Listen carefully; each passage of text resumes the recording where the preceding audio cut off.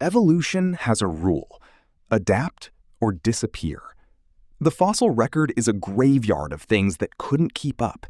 99% of every species that has ever existed on this planet is gone, extinct, done. The pressure never stops, and if you can't meet it, evolution removes you and tries something else. These animals didn't get that memo. We're going through the creatures that should be extinct by every measure science has. Things the fossil record listed as gone. Things we'd already named and cataloged and moved on from. Things that turned out to still be alive, completely unchanged, waiting for us to notice. The Lazarus effect, and it rewrites what we think we know about extinction. December 1938, off the coast of South Africa. A museum curator named Marjorie Courtney Latimer is sorting through a fishing trawler's catch, looking for anything unusual. She finds a fish she doesn't recognize. 5 feet long, strange lobed fins, pale blue scales. She has no idea what it is, so she sketches it and sends the drawing to a fish expert named J.L.B. Smith. He identifies it immediately. It's a coelacanth, a fish that the fossil record said disappeared 65 million years ago, gone with the dinosaurs, extinct, case closed. Except it wasn't.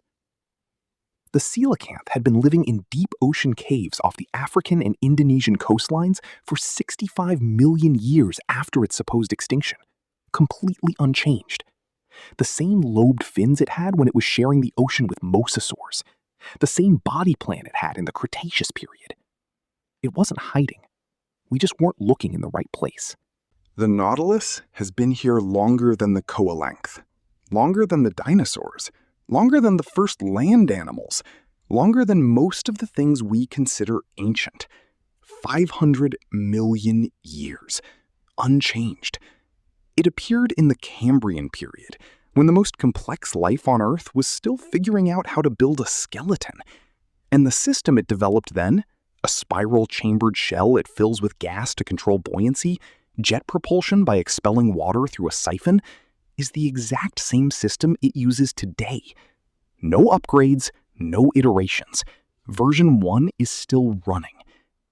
Every other cephalopod, the octopus, the squid, the cuttlefish, evolved away from the external shell, shed it, got faster, got smarter, got more adaptable. The nautilus kept the shell, and just kept being a nautilus for 500 million years.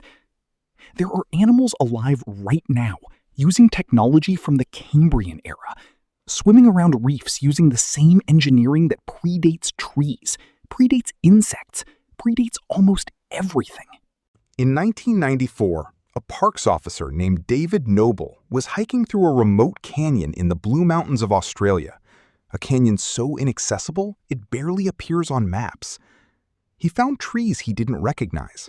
Tall, unusual bark that looks like bubbling chocolate, foliage unlike anything in the region. He took samples back. Scientists identified them. Woolly pine, a genus known only from fossils dating back 200 million years, contemporary with the early dinosaurs, thought to be completely extinct. There were 100 trees in that canyon.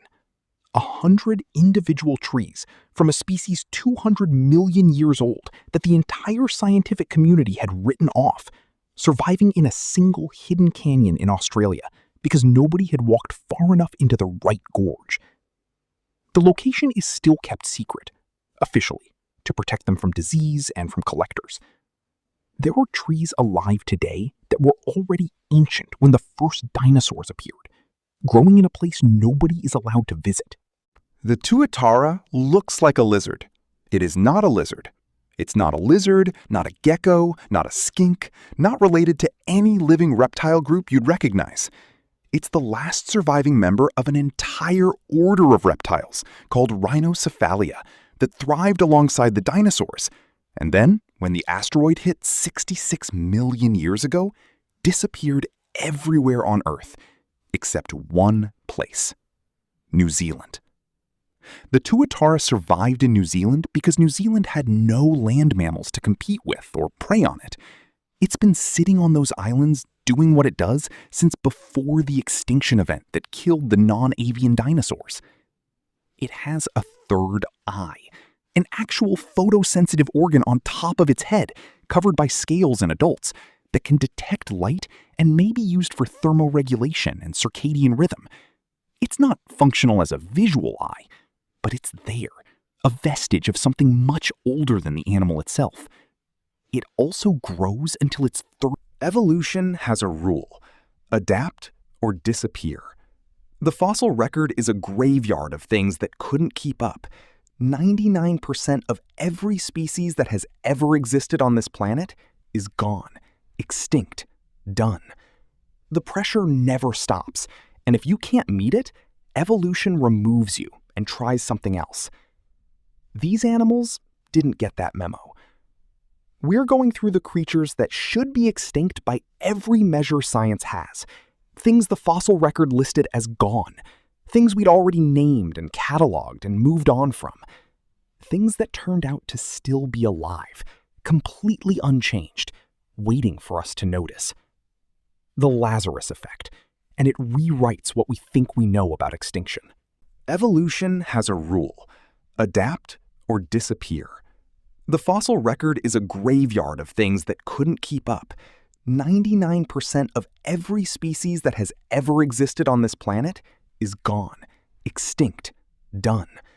The pressure never stops, and if you can't meet it, evolution removes you and tries something else. These animals didn't get that memo. We're going through the creatures that should be extinct by every measure science has. Things the fossil record listed as gone. Things we'd already named and cataloged and moved on from. Things that turned out to still be alive, completely unchanged, waiting for us to notice. The Lazarus effect, and it rewrites what we think we know about extinction. Here's what all of this adds up to. In paleontology, there's something called the Lazarus effect. It's when a species disappears from the fossil record for millions of years and then reappears, alive, unchanged.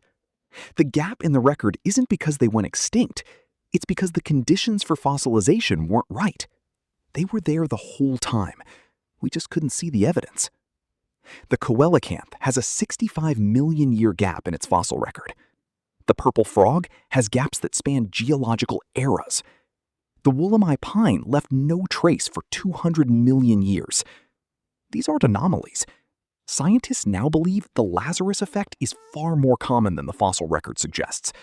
That extinction, as we understand it, has a margin of error we've never fully accounted for.